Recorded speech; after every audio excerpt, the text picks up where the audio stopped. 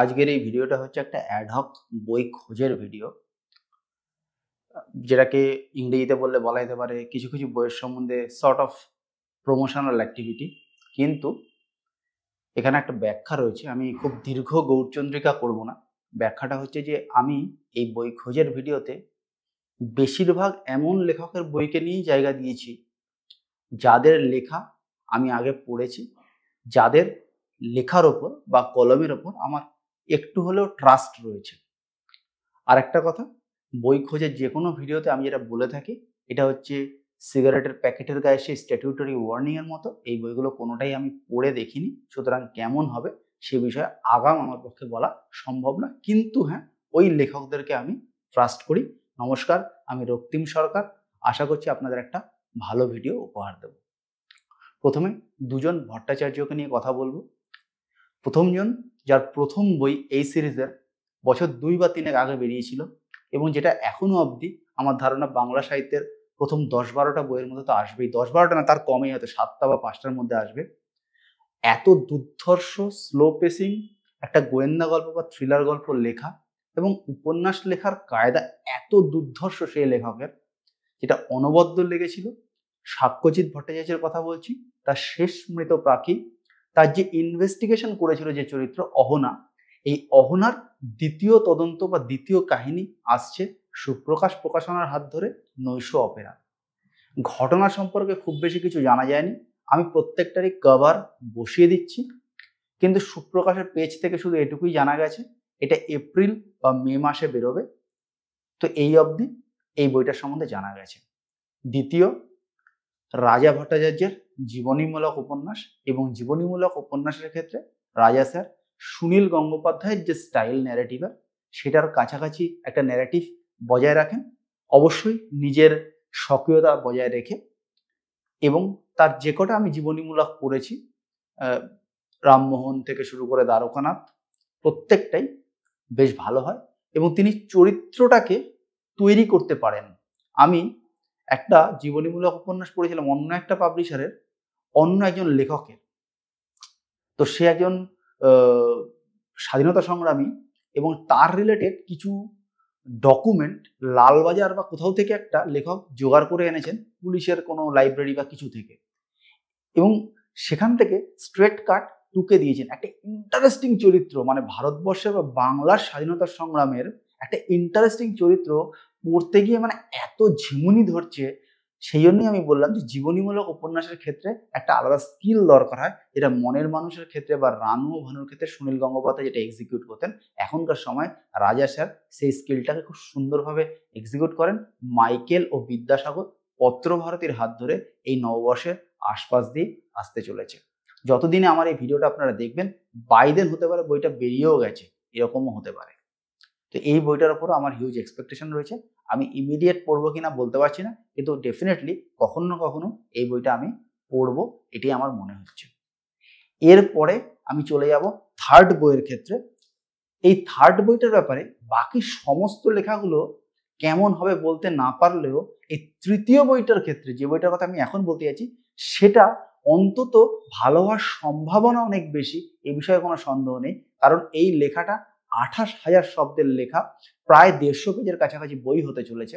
কিন্তু এর একটা মিনিয়েচার ভার্সন, এর 1/4 অর্থাৎ 7,000 শব্দের একটা লেখা, এই একই নামে 2022 সালে একটা পুজো বার্ষিকীতে বেরিয়েছিল। সেই বছর সেই পুজো বার্ষিকী নিয়ে আমি 6টা থেকে 7টা ভিডিও বানিয়েছিলাম। আমার চ্যানেলে গেলে আজও সেই ভিডিওগুলো পাওয়া যাবে। পঞ্চম নিষাদ, শুভব্রত বসু, সেই লেখাটা আমি পড়েছিলাম, সেই লেখাটা ভালো ছিল। এবার এটা কলেবরে বেড়ে গিয়ে লেখাটা কিরকম হবে সে দায়িত্ব তো আমি নিতে পারবো না, কিন্তু আমি এটুকু বলতে পারি ওই 7,000 শব্দের যে লেখাটা ছিল সেটা যথেষ্ট ভালো ছিল। পরিবেশ নিয়ে, জল নিয়ে, জল সংরক্ষণ নিয়ে একটা উপন্যাস, এবং এটা কিন্তু থ্রিলার নয়, কিন্তু এর যে ন্যারেটিভ, সেই ন্যারেটিভটার মধ্যে খুব এঙ্গেজিং একটা ব্যাপার ছিল। এবং শুভব্রত দার ন্যারেটিভের মধ্যে বা গদ্যের মধ্যে একটা সেই ব্যাপার থাকে, একটা ঝরঝরে ব্যাপার থাকে, একটা পার্টিকুলার ক্লাস বা একটা সার্টেন ক্লাস কিন্তু শুভব্রত দা মেনটেন করেন। এবং সাম্প্রতিক সময়ে যে কোনো কারণেই হোক না কেন, উনি লেখা অনেক কমিয়েছেন, এটা আরো ভালো দিক। তার মানে যেটুকু লেখা উনি লিখবেন সেটার কোয়ালিটির দিকে উনি অনেক বেশি ফোকাসড হচ্ছেন বলেই আমার আশা। চলে যাব ফোর্থ বইয়ের ক্ষেত্রে। ফোর্থ এবং ফিফথ এই দুটো হচ্ছে যথাক্রমে থ্রিলার এবং গোয়েন্দা গল্প, এবং যে দুটো পড়া আমি এখন বন্ধ রেখেছি ব্যক্তিগত কারণে। কারণটা খুব সহজ, আমার একঘেয়ে লাগছে, আমি এনজয় করতে পারছি না। তার মধ্যে ফোর্থ যে বইটা, সে বইটা শপিজেন বাংলার হাত ধরে ইতিমধ্যেই বেরিয়ে গেছে। যখন আমি ভিডিও বানাচ্ছি ঠিক তার আগের দিন, যে রবিবার দিন আমি ভিডিও বানাচ্ছি ঠিক তার আগের দিন অর্থাৎ শনিবার দিন বইটা রিলিজ হয়ে গেছে। কৌশিক দাসের লেখা হাড়, এই বইটাও আমার বিশ্বাস ভালো হবে। এবং এইখানেই হয়তো আপনারা বুঝতে পারছেন পরের পর বইতে যখন আমি বলছি আমার বিশ্বাস ভালো হবে, কেন আমি বলেছিলাম যে মূলত সেই সমস্ত লেখকদের লেখায় বা বইয়েরই খবর আমি এই ভিডিওতে দিচ্ছি যাদের লেখা আগে আমি পড়েছি, ঠিক ওখানেই ট্রাস্ট ফ্যাক্টরটা কাজ করছে। এবং কৌশিক দার লেখার সবচেয়ে বড় গুণ যেটা আমার মনে হয়েছে, ওনার যতটুকু যা আমি পড়েছি, ওনার কোনো দুটো সিরিজ বা কোনো দুটো বই এক নয়। শুধুমাত্র চলছে বলে একই টাইপের লেখা বারবার উনি লিখে যাচ্ছেন এরকমটা কিন্তু নয়। শয়তানের মাঝ সিরিজ বা কমলেশ যে সিরিজ রক্তকরবী মার্ডার, এগুলো কিন্তু ক্লিয়ার ডিফারেন্সিয়েশন রয়েছে ঘটনার ক্ষেত্রে, গল্প বলার ক্ষেত্রে, ন্যারেটিভের ক্ষেত্রে। এবার এই যে থ্রিলারটা শপিজেনের হাত ধরে বেরোচ্ছে হাড়, সেটা লেখা তো রয়েছে যে একটা পুরনো ব্যবসা এবং কিছু খুলি হাড় এবং নানা রকম ছবি দেওয়া রয়েছে। কভারটাও খুব পছন্দ হয়েছে আমার, মানে গ্রিনিশ একটা কভার, খুব সুন্দর হয়েছে কভারটা। এবার এটা যখন আমি পড়বো তখন পড়ে আমি এর বিষয়ে মতামত দিতে পারবো। কিন্তু আবারও বলছি, আমার বিশ্বাস যে কৌশিকদা নিজেকে রিপিট করবেন না তপন সিনহা বা সত্যজিৎ রায়ের কায়দায়, যাদের কোনো দুটো সিনেমা একই রকম নয়। এনার এই থ্রিলারটাও সম্পূর্ণ আলাদা একটা ন্যারেটিভ, আলাদা একটা বিষয়, আলাদা একটা আঙ্গিক তুলে ধরবে বলেই আমার দৃঢ় বিশ্বাস। চলে যাব পরের বই, দীপচক্রের লেখা, আবারও শপিজেন বাংলার জন্য তেজস্বিনী। এটাও আবারও পুলিশ স্টোরি। এই লেখক পুলিশ স্টোরির জন্য খুবই পপুলার এবং এনার লেখা বেশ উপরের দিকেই থাকে, অন্তত সেরকমই শোনা যায়। এবং এটা এতদিন অব্দি ওনার যে পুলিশ স্টোরির যে গোয়েন্দা চরিত্র অর্থাৎ পুলিশের যে গোয়েন্দা, সে ছিল পুরুষ। এবার একটা মহিলা গোয়েন্দা চরিত্র দিয়েই সম্ভবত উনি তৈরি করেছেন লেখাগুলো। ছবিটা সেরকমই দেখা যাচ্ছে এবং নামের ধরনটাও একটা ফিমেল বলেই মনে হচ্ছে। যতদূর যা মনে পড়ছে, সবটা মনে নেই আর সবটা আমি মুখস্থ করে আসিনি, তার কারণ তাহলে আমার এই বুক টিউবিং এর ইনিশিয়াল দিনগুলোর মতো হবে। আমি মুখস্থ বলবো সেটা একটা মানে কাঠের মতো শোনাবে, আমি সেটা পুরোটা মুখস্থ করে আসিও নি। চেয়েছি যে অনেক বেশি স্পন্টেনিয়াস কথা বলতে। তো মোটামুটি 3টে সম্ভবত এটার মধ্যে উপন্যাসিকা থাকবে, হতে পারে 3টের মধ্যে কোনো একটা বা দুটো উপন্যাস আর একটা নভেলা, এরকমই হবে। এবার বাকিটা পড়লেই দেখা যাবে। এই সিরিজটার ক্ষেত্রে এটাও আমার এখন পড়ার কোনো সম্ভাবনা নেই, কবে পড়বো তারও কোনো ঠিক ঠিকানা নেই। কিন্তু এই সিরিজটার ক্ষেত্রে আমার ধারণা সমগ্র পাঠক কুলের যে নজরটা থাকবে এবং তারা যে জায়গাটা স্ক্রুটিনি করার চেষ্টা করবেন যে ডিফারেন্সিয়েট কতটা করা যাচ্ছে নিজের অন্য দুটো চরিত্র বা অন্য দুটো সিরিজের থেকে, অর্থাৎ বিবেক সিরিজ এবং অভিরাজ সিরিজের থেকে এই বইটাকে লেখক কতটা আলাদা করে গল্পটা বলতে পারলেন। ওরকম ডিফারেন্স নয় যে একজন ফিমেল একজন মেল বা একজনের গোঁফ আছে আর একজনের দাঁড়িয়ে আছে, ঠিক এরকম ডিফারেন্স মানে পাঠকরা সম্ভবত এক্সপেক্ট করছে না। পাঠকরা সম্ভবত একটা অন্য কিছু ডিফারেন্স এক্সপেক্ট করছে, যেটা হতে পারে খুব শাটেল, হতে পারে ঘটনাগুলোর ক্ষেত্রে কিছু ডিফারেন্স থাকতে পারে।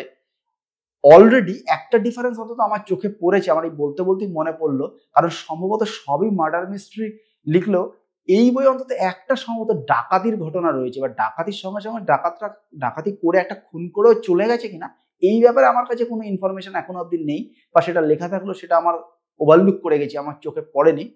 তো আপাতত এই একটা ডিফারেন্স চোখে পড়ছে, এখন বাকি তো দেখতে হবে। কিন্তু ওরকম ডিফারেন্স সম্ভবত আমি এক্সপেক্ট করছি না, পাঠকরাও এক্সপেক্ট করছে না যে মেল ফিমেল বা এতটা লম্বা ও অতটা বেটে, এরকমটা বোধহয় পাঠক এক্সপেক্ট করছে না। এবার কিভাবে ডিফারেন্সিয়েট লেখক করেন, এবং যেহেতু একটা পপুলারিটি লেখকের হয়ে গেছে এবং লেখক যেহেতু তার কাছে একটা এক্সপেকটেশন পাঠকের অলরেডি চলে এসছে, এবার কিন্তু স্ক্রুটিনিটা একটু হালকা হলেও বেশি হবে। বাকিটা যবে পড়বো, কবে পড়বো কোনো ঠিক ঠিকানা নেই, এবছর পড়বো কিনা তারও ঠিক ঠিকানা নেই, পরের বছরও পড়তে পারি, কারণ আমি এনজয় করছি না।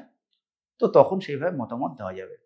শেষ যে বইটা নিয়ে কথা বলবো, এতক্ষণ অবধি আমি শুরুও করেছিলাম, সমস্ত লেখকের লেখা আমি কিন্তু আগে পড়েছি, তাদেরকে এই বইয়ে জায়গা দিয়েছি বা এই ভিডিওতে জায়গা দিয়েছি। শেষ যে লেখকের কথা বলবো তার লেখা আমি আগে কখনো পড়িনি, কিন্তু তাও তাকে জায়গা দিয়েছি। এর দুটো কারণ, এক হচ্ছে আয়ুষ্মানের কাছ থেকে, আমার বন্ধু এবং বুক টিউবার আয়ুষ্মান মিত্রর কাছ থেকে এনার সম্বন্ধে আমি কিছু পজিটিভ ফিডব্যাক পেয়েছি লেখা সম্বন্ধে। এবং এই বইটাকে এই ভিডিওতে ঢোকানোর আগে আয়ুষ্মানের সঙ্গে আমার বেশ কিছুক্ষণ আলোচনা হয়েছে হোয়াটসঅ্যাপে ভয়েস মেসেজ পাঠিয়ে। তারপরেই আমি সিদ্ধান্ত নিয়েছি এই বইটাকে এই ভিডিওতে ঢোকাবো। সেটা হচ্ছে লেখক ইন্দ্রনীল মুখোপাধ্যায়ের বেলা, অবেলা, কালবেলা এরকম টাইপের একটা নাম রয়েছে। বিভিন্ন কিছুর পেছনে একটা করে বেলা রয়েছে। এবার ওনার একটা চরিত্র রয়েছে, এটা স্পোর্টস থ্রিলার হতে পারে, বিল বোস বলে। আর ওনার একটা বই এরকম একটা কভারও দেখেছি, ফুটবল আছে, একটা লোক আছে, মানে বন্ড, জেমস বন্ড এই টাইপের নামে, বোস, বিল বোস এই টাইপের নামে একটা আপনার বইও আছে।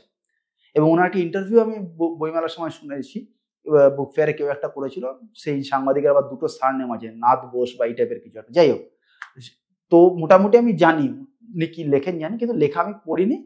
আয়ুষ্মানের ফিডব্যাকের বেসিসে আমার মনে হচ্ছে যে এই লেখকের এই লেখাটাও ঢুকিয়ে দেওয়া যাক। তো এই ভিডিওতে প্রথম 3টে নন থ্রিলার, অবশ্যই সাক্ষ্যজিৎ ভট্টাচার্য যদি আপনি থ্রিলার ধরে নেন তো থ্রিলার, কিন্তু ওটা ঠিক সোকল থ্রিলার নয়, এটা খুব স্লো পেস একটা মানে ইনভেস্টিগেশন ড্রামা বলা যেতে পারে। আর শেষ 3টে কিন্তু মোটামুটি থ্রিলার গোয়েন্দার মধ্যেই পড়ছে। আমার এই ভিডিও ভালো লাগলে অবশ্যই একটা থামস আপ, চ্যানেল ভালো লাগলে সাবস্ক্রাইব। দেখা হবে পরের ভিডিওতে, ততদিন ভালো থাকবেন, টাটা।